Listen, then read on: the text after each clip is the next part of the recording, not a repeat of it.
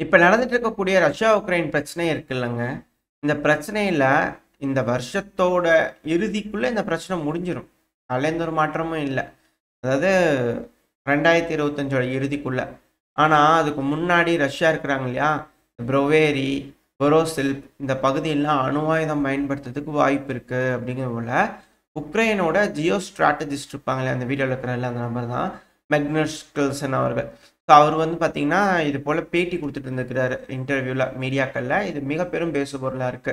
ஏன் இந்த பகுதிய அவங்க ஸ்பெசிஃபிக்கா சொல்றாங்கன்னா, இந்த பகுதிகள்லாம் இதுக்கு முன்னாடி ரஷ்யா வந்திருந்தாங்கல்ல, அதெல்லாம் டார்கெட்டா வச்சு வந்திருந்தாங்க 2022ல. மிக பெரும் அளவுல படைகள திரட்டிட்டு உள்ள வந்தாங்க இல்லையா? All out attack. ஸோ அந்த டைம்ல இந்த பகுதிகளுக்குள்ள வந்தாங்க. அது மட்டும் இல்லாம இது கீவுக்கு பக்கத்துல இருக்கக்கூடிய ஒரு மிக முக்கியமான ஒரு பகுதி.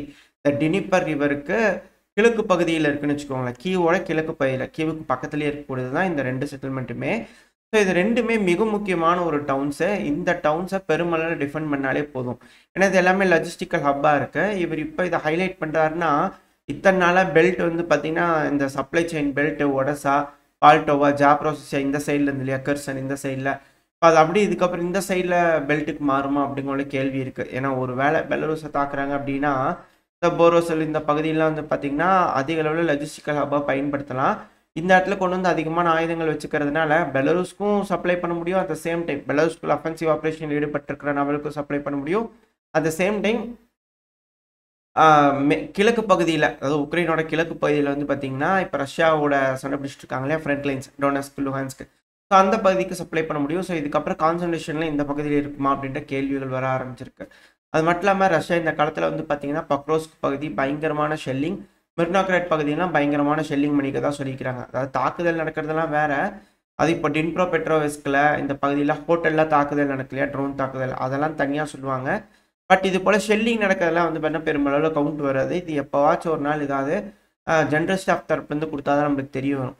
ஸோ இப்போ இவங்க என்ன சொல்லிக்கிறாங்கன்னா, அதாவது அந்த டின்ப்ரோக்கு ஃபர்ஸ்ட் சொல்லிடுறேன். டின்ப்ரோல ட்ரோன் தாக்குதல் நடந்து வெடி விபத்து நடந்தது இல்லையா? அமெரிக்கன்ஸ் வந்திருப்பாங்கன்னு சொல்லிட்டு.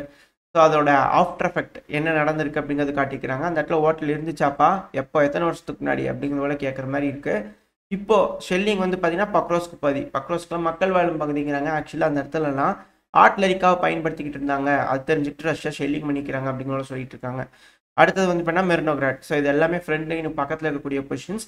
ஸோ இந்த இடத்துல பயங்கரமான தாக்குதல்கள் தொடர்ந்து நடந்துகிட்டு இருக்கு. அடுத்தது மேசிவான அஃபென்சிவ் ஆப்ரேஷன் இந்த பகுதிகளில் இருக்கலாம் அப்படிங்கிறத நம்ம தொடர்ந்து பார்த்துட்டு இருக்கோம் இல்லையா?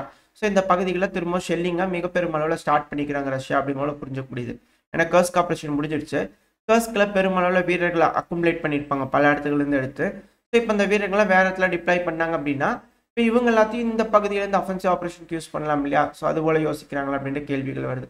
எது எப்படியோ ரஷ்யா ஒரு மிக பெரும் அஃபென்சிவ் ஆப்ரேஷன் பண்ணுவாங்க அப்படிங்கிறதுல மேற்குலக நாடுகள் குறிப்பாக உக்ரைன் எல்லாருமே தீர்க்கமாக நம்பிட்டு இருக்காங்க.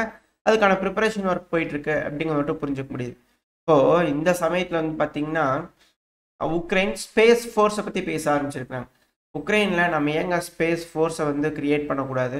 அப்படி ஒரு ஃபோர்ஸை கிரியேட் பண்ணிட்டா தான் இதுக்கு மேலே வந்து பார்த்தீங்கன்னா தான் சேட்டலைட்டு, இன்டெலிஜென்ஸ், டேட்டா கலெக்ஷன் இது போல் பல விஷயங்கள் இருந்தால் தான் ரஷ்யாவை எதிர்த்து நம்மளால் நிற்க முடியும், நம்ம நாட்டை பாதுகாப்பு பண்ணிக்க முடியும். அதனால் இதுக்கு மேலே ஸ்பேஸ் ஃபோர்ஸை கிரியேட் பண்ணுறதுக்கான வேலைகள் இறங்கும் அப்படின்ட்டு இருக்காங்க. ஸோ மிக பெரும் அளவில் டெக்னாலஜி ட்ரான்ஸ்ஃபர், சேட்டலைட்ஸ்லாம் எப்படி இப்போ ஈரான், ஆப்பிரிக்கா நாடுகளான மாலி, நிஜர், புர்கினா ஃபசோ இவங்கெல்லாம் பண்ணுறாங்க இல்லையா? சேட்டலைட்ஸ்லாம் உங்களுக்கு இருக்கு இல்லையா? ஸோ அதுபோல் உக்ரைனும் வேறு நாடுகளோட இணைஞ்சு சேட்டலைட்ஸை விண்ணுக்கு செலுத்துவாங்களா? உளவு சேட்டலைட்ஸ், கம்யூனிகேஷன், ஜிபிஎஸ் மாதிரி கம்யூனிகேஷன் சேட்டலைட்ஸ், நேவிகேஷன் சேட்டலைட்ஸ்லாம் அனுப்புவாங்களா? ரிகானிசன் சேட்டலைட்ஸ்லாம் அனுப்புவாங்களா? அப்படின்ற கேள்விகள் இருக்கு. ஸோ வெயிட் பண்ணி பார்ப்போம். அதுக்கான வேலைகள் நடக்குதா ரகசியமா அப்படின்ற கேள்விகள் வர ஆரம்பிச்சிருக்கு. அடுத்தது உக்ரைனோட நேவி ஸ்போக் பர்சனான பிளனன்சுக் அவர்கள் அந்த வீடியோவில் இருக்கிறாருல அவர் தான். இவரும் பேட்டி கொடுத்துக்கிறாரு.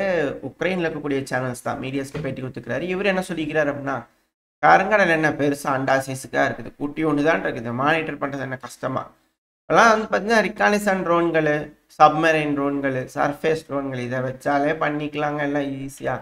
இல்லை என்ன தெரியுமா ஒரு பிரச்சனை? அந்த தைரியம் வேணும். அது அரசியல் ரீதியாக தைரியமாக முடிவெடுக்கக்கூடிய நிலைமைக்கு வரணும். அந்த ஒரு விஷயம் இல்லாததுனால தான் இவங்களால இங்கே மானிட்டர் பண்ண முடிய மாட்டேங்குது. இப்போ வரைக்கும் இழுபறியாக இருந்துகிட்டு இருக்கு. அப்படிங்கிறது போல சலிச்சுக்கிட்டு சொல்லியிருக்கிறாரு. அவ்வளோ ஈஸிங்களா? நீங்களே மெயின்டைன் பண்ணிடுவீங்களா? மற்ற நாடுகளை வேண்டாங்களா அப்படிங்கிற போல சில அனலிஸ்ட் வந்து கேள்விகள் இருக்கு. மெயின்டைன் பண்ணிடுவாங்க, தாக்குதல் மட்டும் ரஷ்யாவுக்குள்ள நடக்கணும், அவங்க மட்டும் இவங்க மேலே தாக்குதல் பண்ணக்கூடாது, இதுக்கு மட்டும் ஓகே சொன்னாங்கன்னா டீல்லாம் ஓகே, எந்த பிரச்சனையும் இல்லையா அப்படிங்கிற ஒரு கேள்விகள் இருக்கு. ஏன்னா இப்படித்தானே எலக்ட்ரிக்கல் இன்ஃப்ராஸ்ட்ரக்சர் அடிக்கிறதா ரஷ்ய தரப்பு சொல்றாங்க. ஆனால் உக்ரைன் தரப்புல எலக்ட்ரிக்கல் இன்ஃப்ராஸ்ட்ரக்சர் அடிச்சிருக்கு அப்படிங்கிற போல எந்த ஒரு வீடியோ பதிவும் வரமாட்டேங்குது. வெயிட் பண்ணி பார்ப்போம் இதுக்கு மேலே என்ன மாதிரியான முடிவுகள் உலக நாடுகள் எடுக்க போறாங்கன்னு. இவங்க வந்து ரொம்ப ஈஸின்னு இருக்கிறாங்க இல்லையா, ஸோ அந்த ஒரு காரணத்தை. சரி, ஓகே. இப்போ இது போல விஷயங்கள் இங்கே நடந்துட்டு இருக்கியா. அடுத்தது வந்து பார்த்தீங்கன்னா அப்படியே நம்ம மிடில் ஈஸ்ட் கிட்ட போயிடலாம். இந்த மிடில் ஈஸ்ட்ல இஸ்ரேல் மிக பெரும் அளவில் தாக்குதலை இன்டென்சிஃபை பண்ணிருக்காங்க. அதுவும் குறிப்பாக லெபனானில் தாக்குதல் பண்ணுறதுக்கான வீடியோ பதிவுகளாக ரிலீஸ் பண்ணியிருக்கிறாங்க. அதுவும் போயிட்டு இருக்கக்கூடிய கார்கள் டார்கெட்டட் நியூட்ரலைஸ் வந்து பண்ணால் மிக பெரும் அளவில் இஸ்ரேல் தரப்பு வந்து பண்ணிட்டு இருக்காங்க. அதாவது முன்னாடி இருந்த மாதிரி ஒரு 10% 20% இன்க்ரீஸ் பண்ணிக்கிறாங்க தாக்குதலோட இன்டென்சிட்டி அப்படிங்கிற சொல்கிறாங்க. அதுவும் ஒரு பில்டிங்லாம் அப்படியே சீட்டு கட்டு மாதிரி சரிஞ்சு விழுகுது. பர்ஃபெக்டாக ஒரு உயர்மாடி கட்டடத்தை டிஸ்ட்ராய் பண்ணுறாங்க. இடிச்சு தரணும்னு கேட்டோம்னா இஸ்ரேல் கிட்ட ஒரு நம்பர் கூப்பிட்டு சொன்னோம்னா ஒரு மிசைல் அனுப்பிச்சாங்கன்னா வந்து அப்படியே சரிச்சு விட்டு போயிறாங்க போல இருக்குது. எதுக்கு பில்டிங் கன்ஸ்ட்ரக்ஷன் கம்பெனி ஏகப்பட்ட வேலைகள்லாம் செய்ய வேண்டியதாக இருக்குது. அடிச்சதுன்னா அது மட்டும் சரிஞ்சு கீழே விழுகுது. அதுபோல் ரொம்ப ஸ்பெசிஃபிக்காக வந்து பார்த்தீங்கன்னா பில்டிங் சரிச்சிட்டு இருக்காங்க. பயங்கரமான தாக்குதல்கள் இஸ்ரேல் வந்து பார்த்தீங்கன்னா லெபனான், சிரியா, அது மட்டும் இல்லாமல் காசாக்குள்ள நடத்திட்டு இருக்காங்க. இதில் என்னன்னா ரஷ்யாவோட நேவல் போர்ட் இருக்கு இல்லையா, டாட்டஸ் பகுதியில் சிரியாவில். ஸோ அந்த இடத்துல ஒரு ட்ரோன், யாருதுனே தெரியல இப்போ வரைக்கும், யாரும் கிளைம் பண்ணல, ஒரு ட்ரோன் வந்து அந்த பகுதியில் பறந்துட்டு இருந்திருக்கு. ரஷ்யாவோட கன்சிடரேஷன் சிஸ்டம் வந்து பார்த்தீங்கன்னா டவுன் பண்ணியிருக்கு. அதுக்கான வீடியோ பதிவுகள்லாம் விட்டுட்டு இருக்காங்க. இது மிக பெரும் பேசுபொருளாக மாறி இருக்கு. ஏன்னா ஒன்ஸ் இந்த இடத்துல இது போல தாக்குதல்கள்லாம் நடக்க ஆரம்பிக்குது அப்படின்னா திரும்பவும் முதல் மாதிரியே நடக்க ஆரம்பிச்சிருமா. ஏன்னா அமெரிக்கா ட்ரிப்லாம் இங்கே பின்வாங்கிறதா சொல்லிக்கிறாங்க.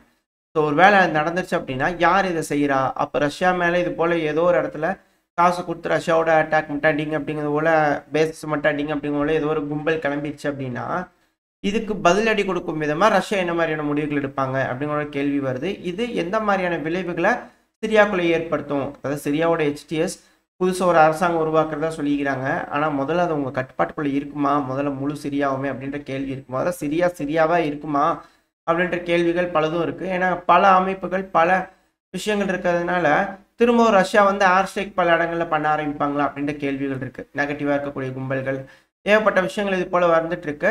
இத்தனை நாளாக எப்படி வந்து அமெரிக்கா ஏர் ஸ்ட்ரைக் அங்கேயும் இங்கேயும் பண்ணிட்டு இருக்காங்க, ஐசிஸ் விளாட்றாங்கன்னு சொல்லிட்டு, அதுக்கப்புறம் ரஷ்யா எங்கள் மேலே தாக்குதல் பண்ணுறாங்கன்னு சொல்லிட்டு இவங்க பல இடங்களில் போய் பல கும்பல்கள் மேலே ஏர் ஸ்ட்ரைக் பண்ண ஆரம்பிச்சிருவாங்களா? எப்படி இஸ்ரேல் வந்து ஏர் ஸ்ட்ரைக் பண்ணிருக்காங்க நியூட்ரலைஸ் பண்ணிட்டு, அதுபோல் இவங்க ஏன்னா லட்டாக்கியா பகுதியிலாம் வந்து பக்கத்துலலாம் வந்து பார்த்தீங்கன்னா ஏர் ஸ்ட்ரைக் பண்ணிக்கிறாங்க இஸ்ரேல். ஸோ அதுக்கேற்ற மாதிரி இஸ்ரேலுக்கு ஆதரவாக இருக்கிறவங்க, அமெரிக்காவுக்கு ஆதரவாக இருக்கிறவங்க, சிரியாவுக்கு ஆதரவாக இருக்கிறவங்க மேலாம் இதுக்கப்புறம் ரஷ்யா போய் ஏர் ஸ்ட்ரைக் பண்ணுவாங்க அப்படின்ற கேள்விகள் வருது. என்ன நடக்கும் தெரியல, வெயிட் பண்ணி பார்ப்போம். அந்த இடத்துல சிக்கல் தான். இப்போது ஹமாஸ் இந்த காசா பிரச்சனை இருக்கு இல்லையா, தாக்குதலோட வீரியம் அதிகரிக்கிறதுனால 50 நாளைக்கு சீஸ்ஃபயர் போட்டுக்கலான்னு ஒரு பீஸ் ப்ரொப்போசலை வந்து பார்த்தீங்கன்னா முன்னெச்சிருக்கிறாங்க. அதை ஹமாஸ் தரப்பு வந்து ஒத்துக்கிட்டு இருக்காங்க. ஆனால் இஸ்ரேல் காசாவோட தெற்கு பகுதி, அதாவது எஜிப்ட் காசா இருக்கு இல்லையா, ஸோ அந்த பகுதியிலேருந்து முன்னேறதுக்கான வேலைகளை தீவிரமாக இறங்கியிருக்கதா சொல்லப்பட்டு வருது. ஸோ மிடில் ஈஸ்ட் பொறுத்த வரைக்கும் இப்போதைக்கு அமைதி வருமா அப்படின்ற எதிர்பார்ப்புகளில் இருக்காங்க. ஆனால் இஸ்ரேல் மனசு வச்சாங்கன்னா தான் அது முடியும். இந்த சமயத்தில் அல்கோசாம் பிரிகேட் இருக்காங்க இல்லையா, அந்த போஸ்டேஜ் சீக்கிரமாக ஏதோ ஒரு முடிவெடுங்கப்பா அப்படிங்கிற அலறி ஒரு வீடியோ பதிவு. இது மேலும் மேலும் சைக்காலஜிக்கல் அஃபெக்ட் வந்து பார்த்தீங்கன்னா இஸ்ரேலில் ஏற்படுத்தும். ஏன்னா இஸ்ரேலோட மக்கள் ப்ரொட்டஸ்ட் பண்ணிட்டு இருக்காங்க, சீக்கிரமாக ஹோஸ்டேஜஸ்லாம் மீட்டு கொடுக்கறதுக்கான வழியை பாருங்கன்னு சொல்லிட்டு. ஆனால் மிலிட்ரி ப்ரெஷர் தான் வந்து பார்த்தீங்கன்னா ஹோஸ்டேஜஸ் ரிலீஸ் பண்ண வைக்கும்னு சொல்லியிருக்காங்க இல்லையா. ஸோ இது போல் ஒரு விஷயங்கள் நடந்திருக்கு. வெயிட் பண்ணி பார்ப்போம் இதுக்கப்புறம் இஸ்ரேலோட மக்கள் என்ன மாதிரியான முடிவுகள் எடுக்க போகிறாங்க. இஸ்ரேல் இந்த பேச்சுவார்த்தைக்கு ஒத்துக்குவாங்களா, என்ன நடக்க போகலாம் வெயிட் பண்ணி பார்த்தலாம். இப்போ அப்படியே வந்து பார்த்தீங்கன்னா இந்த ஏர் ஆக்சிடென்ட்ஸ் அப்படிங்கிறது நம்ம பலதும் பார்த்துட்டு இருக்கோம்ல, அதில் 2-3 நாளைக்கு முன்னாடி ஃப்ரான்ஸில் ஒரு ஏர் ஷோக்காக ஏர் ஷோ நடந்துட்டு இருக்கு. அந்த டைமில் வந்து பார்த்தீங்கன்னா 2 விமானங்கள் மோதி விபத்துக்குள்ளாச்சு. இப்போ வந்து பார்த்தீங்கன்னா ஆஸ்திரேலியாவில் ஒரு ஏர் ஷோக்கு ப்ரிப்பேர் பண்ணிட்டு இருக்காங்க. அந்த டைமில் வந்து பார்த்தீங்கன்னா ஒரு விமானம் விபத்துக்குள்ளாயிருக்கு. இதில் அந்த பைலட் வந்து பார்த்தீங்கன்னா காயமடைஞ்சிருக்காரு, ரொம்ப சீரியஸான கண்டிஷனில் இருக்காங்க, ஹாஸ்பிட்டலுக்கு எடுத்து போயிருக்கதான் சொல்லியிருக்காங்க. ஆனால் சிக்கல் தான்.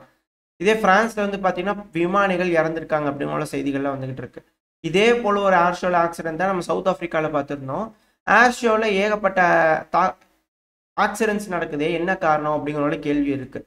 ஏன்னா இந்த சாங்ஷன்ஸ் போட்டதுக்கு அப்புறம் தான் விமானங்கள் பலது வந்து பார்த்தீங்கன்னா பாதிப்படைய ஆரம்பிச்சிருக்கு. அதுக்கான காரணங்கள் உதிரி பாகங்கள் ப்ராப்பராக மெயின்டெனன்ஸ் இல்லை அப்படிங்கிற சர்ச்சைகள் வந்துகிட்டு இருக்கு. இது போல் ஆக்சிடென்ட்ஸ் நடக்கிறதுனால அது மேலும் மேலும் உறுதி செய்யப்படுது அப்படின்ற கேள்விகள் இருக்கு. ஒரு நாடை டிபெண்ட் பண்ணி தான் இன்னொரு நாடு இருக்கணும். இருக்கு இந்த வேர்ல்டு எக்கனாமிங்கிறது அந்த போல தான் இருக்கு. இப்போ ஒரு நாட மட்டும் விலக்கி வைக்கணும் அப்படின்னா, அந்த நாட்டிலேருந்து வரக்கூடிய பொருட்கள் இன்னொரு நாடுக்கு இல்ல அப்படின்னா, இது போல விபத்துகள் அதிக அளவுல நடக்கும் அப்படின்னு கூட சொல்றாங்க. ஏன்னா ஈரான்ல மட்டும் விபத்து நடந்ததுக்கு ஹெலிகாப்டருக்கு பேசினாங்க இல்லையா? ஸோ அதே போல எல்லா இடத்துலயும் விபத்துகள் நடக்குது அப்படிங்கிறதே இங்க இருக்கக்கூடிய விஷயம். ஏன்னா அதிபர் வந்து பார்த்தீங்கன்னா, போயிட்டு இருக்கும்போது விபத்துக்குள்ள இறந்துட்டார் இல்லையா? அந்த டைம்ல. ஸோ அத மேற்கோள் காமிச்சு எல்லாம் சொல்றேன். எல்லா இடத்துலயும் இது போல விமானங்கள் விபத்துக்குள்ளாயிட்டு தான் இருக்கு அப்படிங்கிறனால பலரும் சொல்லிக்கிட்டு இருக்கிறாங்க. ஸோ வெயிட் பண்ணி பார்ப்போம். என்ன மாதிரியான முடிவுகள் உலக நாடுகள் எடுக்க போறாங்கன்னு சொல்லிட்டு.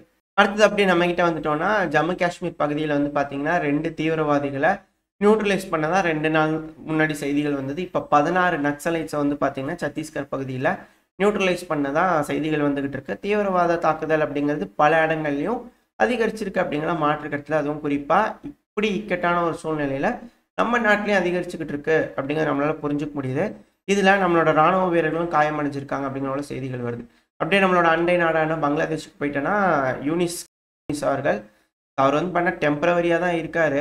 யூனிஸ் அவர்கள் இப்போ வந்து பார்த்தீங்கன்னா, ஜின்பிங் அவர்கள பார்க்கறதுக்காக போயிருந்தாரு. ஸோ அங்க போம்போது, "ஏங்க கடன கொஞ்சம் கம்மி பண்ணுங்க, வட்டிய கொஞ்சம் கம்மி பண்ணுங்க" அப்படிங்கிற கேட்க போயிருக்கிறாரு. "முடியாது போ" அப்படிங்கிற சொல்லிருவாரு அப்படின்ற கேள்விகள் இருக்கு. ஏன்னா, பங்களாதேஷ் சீனாவோட இணைஞ்சு உறவாடுறதுக்கான விருப்பங்கள் தெரிவிச்சுக்கிட்டு இருக்கு. இதுக்கு முன்னாடி ஒரு அரசாங்கம் இருந்துச்சு. பங்களாதேஷ்ல வேணுங்கிற மாரி ரெடி பண்ணாங்க. இப்ப பங்களாதேஷ் வந்து சீனாவோட க்ளோஸான டைஸ உருவாக்குறதுக்கான காரணம் என்ன? ஏன்னா, சீனாக்கு இந்தியாவுக்கும் ஆகாது. இத பயன்படுத்தி இந்த இடத்துல ஒரு அரசியல் பண்ணலாமா? அப்படிங்கிற அவர் தரப்பு வந்து யோசிக்கிறாரா? ஏன்னா, பெரிய அண்ணன் கைவிட்டாங்க. இல்ல சொல்ல வரேன். அது போல செய்திகள்லாம் வந்துட்டு இருக்கு இல்லையா? அந்த ஒரு காரணத்தினால.